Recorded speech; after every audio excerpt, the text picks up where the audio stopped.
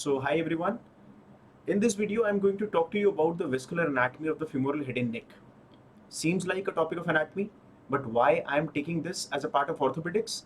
Because when you read this very important fracture, that is fracture neck of the femur, then we read the complication of avascular necrosis, because of which we are all the time worried about the management plans for this particular fracture.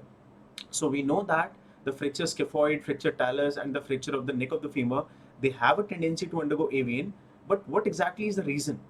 Why we want to divide the fractures as subcapital or the base cervical? What is the reason? I want to delay the treatment plan or I want to do it immediately. Why? Why it is so urgent to think about the treatment plan for fracture neck of femur, right? So this small video, this short video will give you the idea that how the vascularity, the compromise to the vascularity will lead to AVN. Okay, so let's start discussing about this vascular anatomy of the femoral head and neck.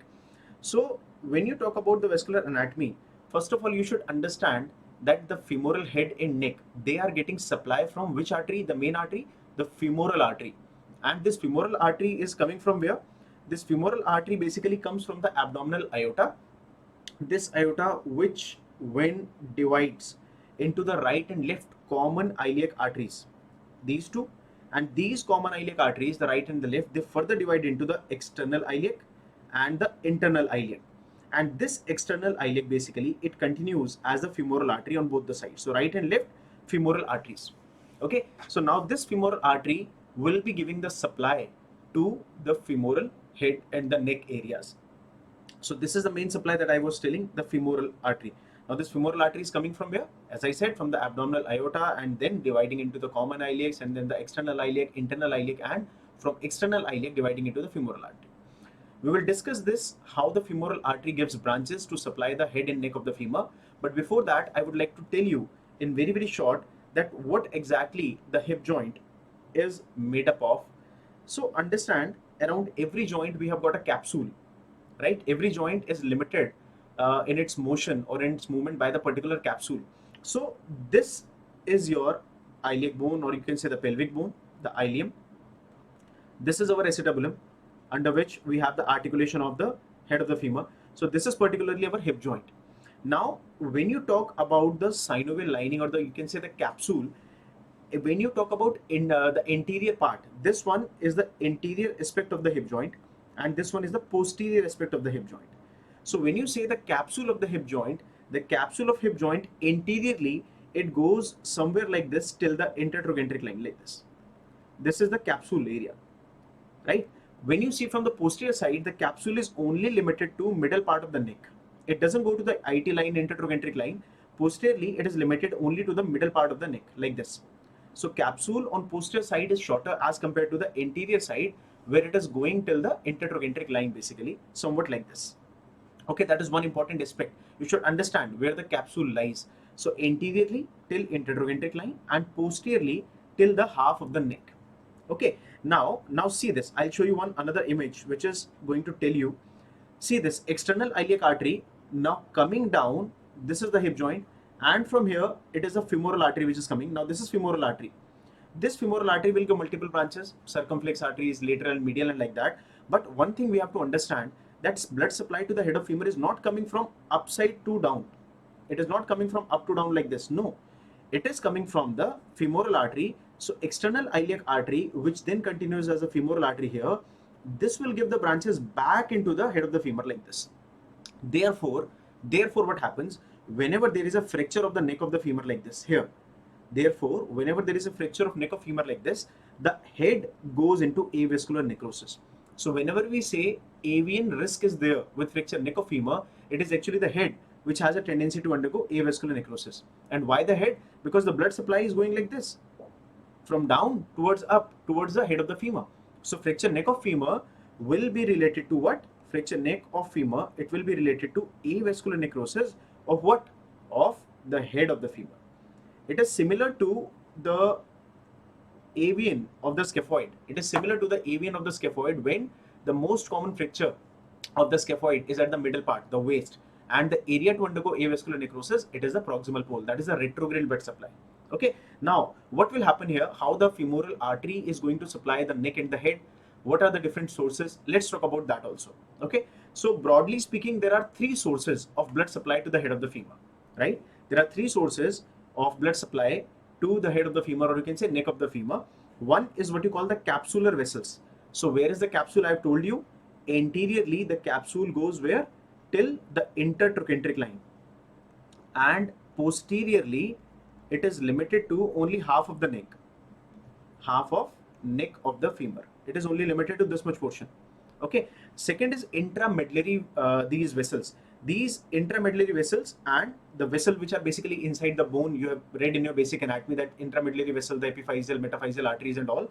And third is the artery from the ligamentum teres basically. This ligamentum teres, it is a branch of the obturator or the medial femoral circumflex artery. So it can be branched directly from the obturator artery or from the medial circumflex femoral artery, anything. The main supply that remains to the head of the femur or the neck of the femur is from the capsular vessels, the capsular arteries inside the capsule. So capsule, I've told you, where is the capsule? It is anteriorly IT line, posteriorly half of the neck. This is the main supply to the neck and head of the femur. How this goes? Let's see. See, the most important part, the femoral head, the blood supply to the head, it is from the capsular vessel, as I said. These vessels, they arise from where? These vessels arise from the lateral and medial circumflex femoral arteries. Now, from where these arteries are coming? Understand this. From the external iliac, you had this femoral artery. This femoral artery basically, it can give directly the medial and lateral circumflex, or it can give these two vessels via profunda femoris artery. Basically, these medial and lateral circumflex femoral artery that I'm talking about, these usually comes from profunda femoris artery, usually. But as I said, these may arise directly from the femoral artery also. Okay, so femoral artery giving the profunda femoris, and profunda femoris giving you lateral and medial circumflex femoral arteries. Now, how do I remember these? How do I remember this? Isn't this kind of typical? So what I learned till now, abdominal aorta, the common iliacs, and then the external iliac. This external iliac will continue as the femoral artery. It will continue as the femoral artery, and this femoral artery basically, it will give you the profunda femoris, or directly also it can give you the via this femoral artery, via or directly via what? Via profunda femoris. What it does, it gives two vessels, the lateral and medial circumflex femoral artery. Okay, so why do we call them the lateral and the medial circumflex femoral artery?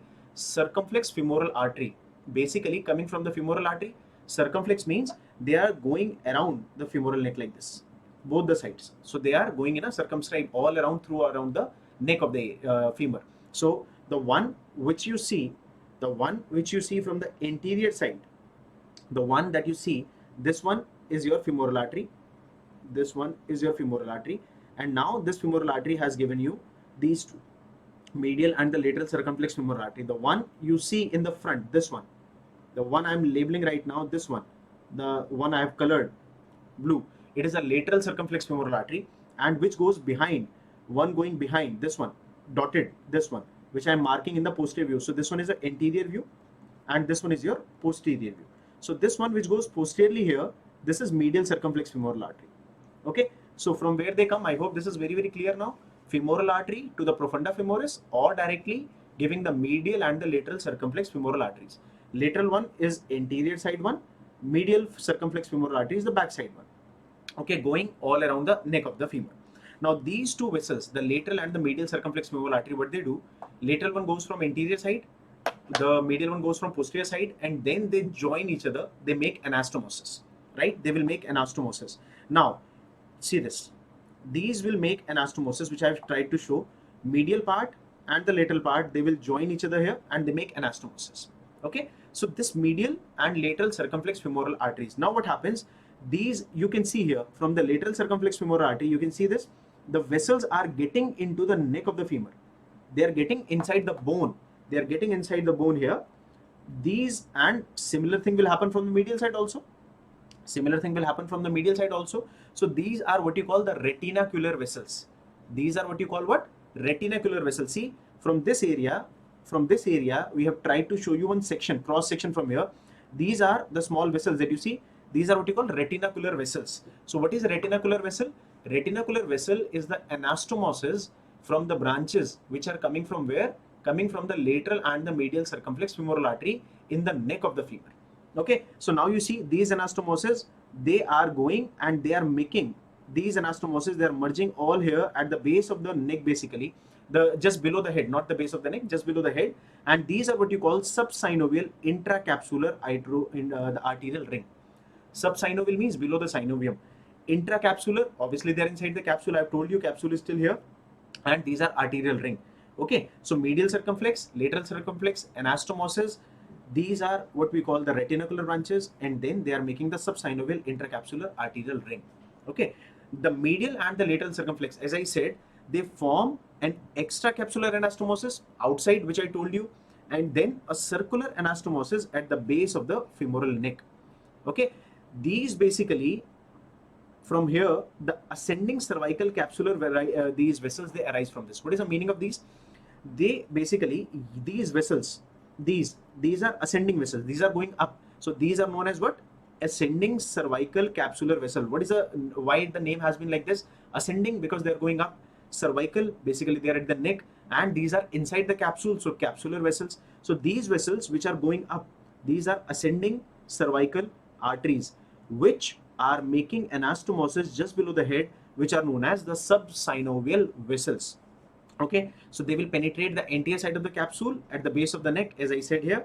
These are penetrating the base of the neck here, and then through the intertrochanteric line, and on the posterior side, as I said, through this neckline from here, intracapsular, they pass into the head of the femur. Okay, so they are reaching, these anastomoses are reaching till here, till the articular surface. See this? These anastomoses are reaching till the articular surface, where the head will be articulating with the acetabulum. Okay, so what we learned till now, again I'm revising: femoral artery, profunda femoris artery, lateral and medial circumflex femoral artery, they make extracapsular anastomosis. This is the area of extracapsular anastomosis. Then they make a intracapsular anastomosis inside, and then these make the subsynovial intracapsular arterial ring, which are going where? Which are going till the articular margin, the head of the femur. Okay, next point. When the capsule, in the capsule, when they're inside this capsule, these are known as, I told you already, these are known as what? Retinacular vessels, which we have shown you here. So these are known as retinacular vessels. These retinacular vessels, which you see in this area, in this particular area, these retinacular vessels, they are group 4 groups: medial, lateral, anterior, the medial, lateral, anterior, and the posterior one. Out of which the lateral group, is the biggest contributor to the femoral head. The lateral group will be the biggest contributor to the femoral head. Now remember, do not get ever confused if they ask you a simple question in your exams. Which is the main vessel supplying the weight bearing portion of the femoral head, or which is the main supply in the retinacular vessels? These are both two different things. So first, right now we are talking about retinacular vessels. So retinacular vessels, basically there are 4 groups: anterior, posterior, medial, and lateral, out of which the lateral group, they contribute maximum to the femoral head. But when they come onto the most important retinacular vessel, which one is the most important one?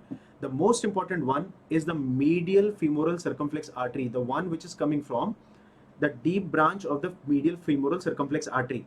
Why? Because the retinacular branches which will come from the medial circumflex femoral artery, they supplies the weight bearing area of the femoral head. The retinacular vessels which go to the weight bearing area of the femoral head, they are coming from medial circumflex femoral artery, right? Again, if you are confused here, again I'll repeat that medial and lateral circumflex femoral artery, they make an extracapsular anastomosis, and they make a intracapsular anastomosis. Intracapsular anastomosis are what you call the retinacular vessels. Retinacular vessels are grouped 4: anterior, posterior, lateral, and medial. Out of these 4, the lateral retinacular vessels, they supply most of the area. They give the maximum supply to the head of the femur. But the retinacular vessels which comes from medial circumflex femoral artery, they supply the weight bearing portion of the femoral head, and that's why they are the most important. because the first area to go into avascular necrosis will be always the pressure, the area under the pressure or the weight. Okay, so the most important vessel remains your medial circumflex femoral artery because it is supplying the weight bearing femoral head area. Now, at the junction of the articular surface, when you're talking about the articular surface of the head with the femoral neck, there is a second ring which I've shown you already, which is known as subsynovial intra-articular ring. I've shown you already this one, the subsynovial intracapsular arterial ring. Why? These anastomosis, the retinacular vessels, they go up ascending and then they make anastomosis, which is known as subsynovial intracapsular arterial ring.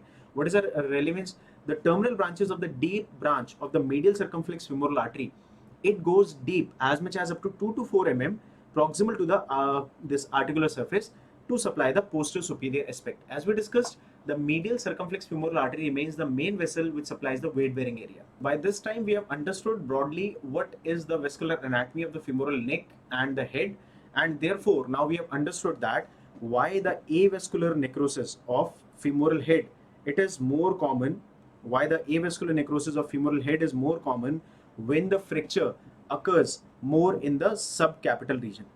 So fracture subcapital region just below the head or the transcervical fractures, these are two most important fractures in which we see the avascular necrosis of the femoral head. Okay, one other reason why the fracture neck of femur, it takes a lot of time to heal. That is another important point that we should understand.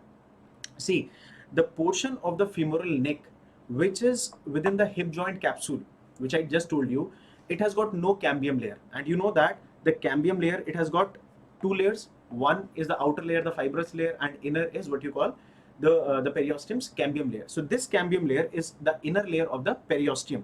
So this cambium layer, it has when there is no cambium layer around the neck of the femur, obviously it cannot produce any kind of callus. Okay, so deficiency of callus because of this lack of this cambium layer, which is the inner layer of the periosteum. And this, once the fracture has occurred, when there is no cambium layer, lack, or you can say deficiency in the formation of the callus, obviously there will be delay in the healing of the bone.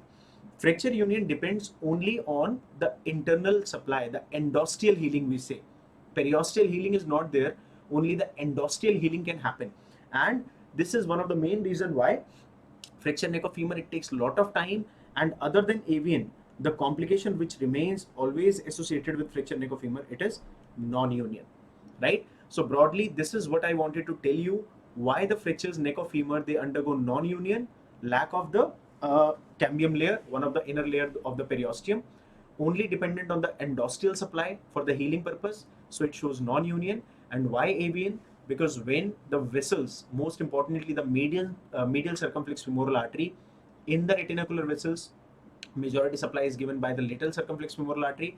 So these only, all the branches, they are coming from one parent vessel, and that is femoral artery, and then they are getting combined to supply the most of the head of the femur. Some small supply is coming, as we discussed in the very initial slide, that it is coming from the ligamentous teres, which can be a branch from the medial circumflex or the other vessel as well. So broadly, this is our vascular supply that we have discussed. So to tell you how the branch is coming again, one, the foveal artery, ligamentum teres, one. Second, the main artery, femoral artery, giving profunda femoris. From the profunda femoris, the medial and the lateral one, anteriorly, medial one. Two, extracapsular anastomosis here, intracapsular anastomosis here, and then these vessels are named as ascending cervical arteries. The internal capsular anastomosis is what we call subsynovial intracapsular arterial ring, and these go till the base of the articular margin, just near to the articular margin. Okay, so when there is a fracture over here, which are inside the capsule, there will be a lot of tendencies in the patient to develop avascular necrosis, right? So I hope I've been able to tell you in very short that how this blood supply, how the fractures, how their correlation leads to avascular necrosis of the femoral head, right? Feel free to connect with me anytime you want.